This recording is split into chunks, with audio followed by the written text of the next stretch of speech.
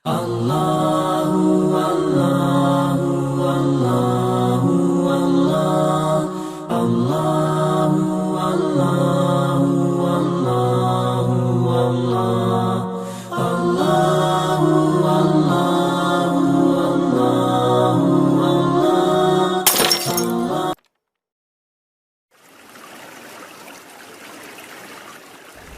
Assalamualaikum warahmatullahi wabarakatuh.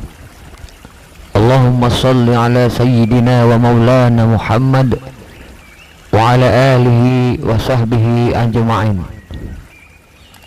Kalau di dalam video sebelumnya kita menceritakan tentang tiga golongan yang dicintai oleh Allah Subhanahu wa ta'ala, dan tiga golongan lagi yang lebih dicintai Allah Subhanahu wa ta'ala, ini kita akan meneruskan perkataan Imam Abu Lais Samarkandi di dalam kitab yang sama, yaitu Tanbihul Ghafilin, bahwa Allah membenci tiga golongan manusia dan Allah lebih membenci tiga golongan manusia lagi. Yang pertama, Allah benci kepada anak-anak muda yang tidak mau bertobat. Allah benci kepada anak-anak muda yang tidak mau beramal soleh.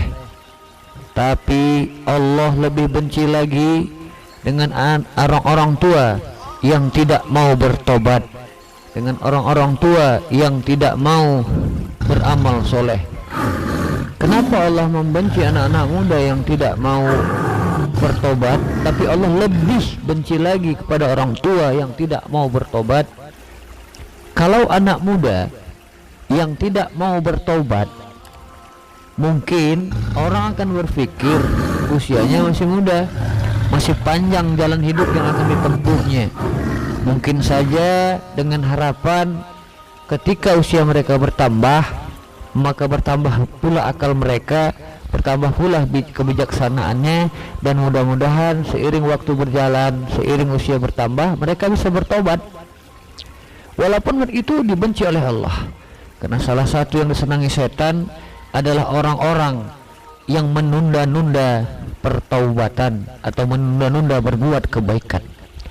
Tapi Allah lebih benci lagi kepada orang-orang tua yang umurnya sudah banyak, yang perjalanan hidupnya sudah banyak, yang sudah tidak, yang renta, yang tenaganya mungkin sudah tidak ada, yang mungkin rambutnya sudah beruban dan usianya sudah di atas usia rata-rata, tapi tidak mau bertobat.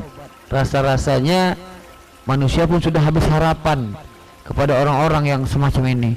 Maka Allah benci sekali kepada orang-orang tua yang tidak mau bertobat, karena mereka sudah puas hidup, puas menalang buana, tapi tidak ada amal kebaikan yang dibuatnya.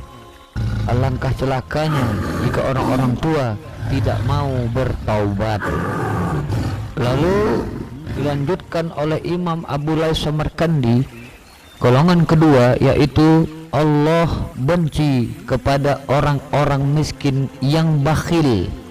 Allah benci kepada orang-orang miskin yang kikir dan pelit. Tapi Allah lebih benci lagi kepada orang-orang kaya yang bakhil. Allah lebih benci lagi kepada orang-orang kaya yang kikir dan bedekut. Kenapa Allah benci kepada orang-orang miskin yang pelit? Dan Allah lebih membenci lagi orang-orang kaya yang pelit. Kalau orang miskin pelit, mungkin itu masih wajar, sebab mereka memang tidak memiliki apa-apa. Mereka tidak punya apapun untuk berbagi kepada orang banyak. Mereka tidak punya harta, tidak punya apa-apa untuk mereka berbuat baik itu tadi. Walaupun Allah juga membenci itu, tapi Allah lebih membenci lagi orang-orang kaya yang bakhil, orang-orang kaya yang pelit, dan orang-orang kaya yang tidak dermawan. Sebab apa? Sebab orang kaya apa saja dia punya, bahkan hidupnya berkelebihan, bahkan apa saja yang dia inginkan dia bisa dapatkan, tapi dia tidak mau berbagi kepada orang banyak. maka Allah sangat membenci orang-orang seperti ini. Allah membenci orang-orang kaya yang tidak dermawan, yang bakhil, bin kikir alias demit. Allah sangat menghinakan orang-orang kaya yang tidak mau membantu orang-orang miskin. Kemudian golongan ketiga, Allah benci kepada orang-orang kaya yang sombong. Allah benci kepada orang-orang kaya yang tinggi hati, dan Allah benci kepada orang-orang kaya yang sangat angkuh menyombongkan dirinya di hadapan orang lain. Tapi Allah lebih benci lagi kepada orang-orang miskin yang sombong. Allah lebih benci lagi kepada orang-orang miskin yang tinggi hati. Kenapa begitu? Kalau orang-orang kaya dia sombong, dia tinggi hati, wajar, karena ada yang dia sombongkan, ada yang dia tinggi hatikan, karena hartanya banyak mungkin, karena hartanya berlimpah mungkin, karena mobilnya banyak, hartanya segudang. Wajar kalau dia sombong, walaupun itu dibenci Allah. Tapi Allah lebih benci lagi kepada orang-orang miskin yang sombong. Allah lebih benci lagi kepada orang-orang miskin yang tinggi hati. Sudah miskin, tidak punya apa-apa untuk dianggarkan, tidak memiliki apa-apa untuk dibanggakan, tapi sombong. Ini lebih dibenci oleh Allah Subhanahu wa ta'ala ketimbang orang-orang kaya yang sombong tadi. Sebab orang-orang kaya ketika dia sombong mungkin ada yang dia banggakan, tapi ketika orang miskin sombong, sudah makan saja sudah kekurangan, tapi sombong, ini lebih dibenci oleh Allah Subhanahu wa ta'ala. Sebab sombong itu adalah pakaian Allah, sombong itu adalah selendang Allah yang tidak boleh siapapun makhluk memakainya. Sebab Allah itu Al-Mutakabbir huwallah, yang layak dan pantas untuk sombong itu hanya Allah Subhanahu wa ta'ala. Dan tidak akan masuk surga orang-orang yang di dalam hatinya ada sebesar ziarah kesombongan. Semoga Allah Subhanahu wa ta'ala membimbing kita menjadi orang-orang yang rendah hati. Semoga Allah membimbing kita untuk segera bertobat di jalannya. Karena kita bertobat kepada Allah bukan hanya karena kita takut dengan neraka, bukan hanya karena dunia ini ingin dikiamatkan oleh Allah, tapi kita bertobat mendatangi Allah karena kita mencintai Allah dan Rasulnya. Kita bertobat karena kita sayang, cinta kepada Allah, cinta kepada Rasulullah, bukan hanya karena adanya kiamat dan kematian. Seandainya tidak ada kematian, seandainya kau dikekalkan seperti setan sampai akhir zaman, apakah kau mau bertobat? Seandainya neraka dan surga tidak ada, apakah kita mau bertobat?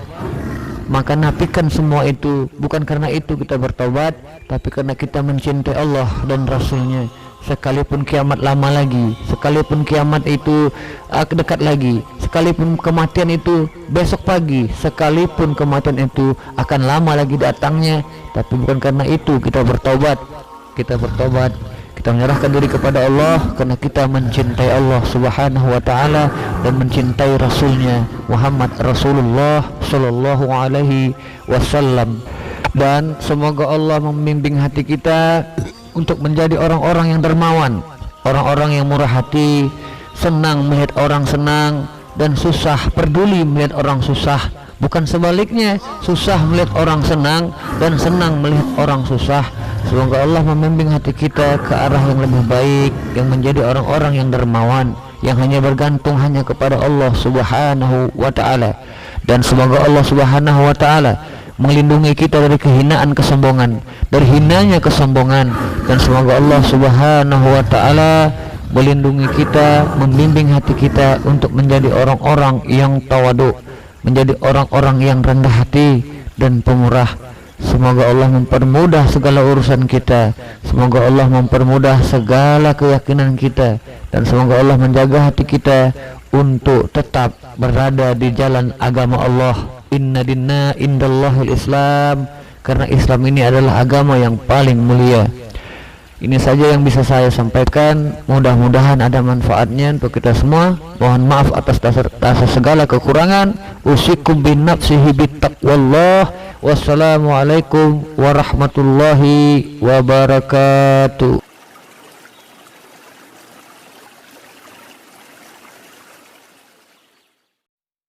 Allah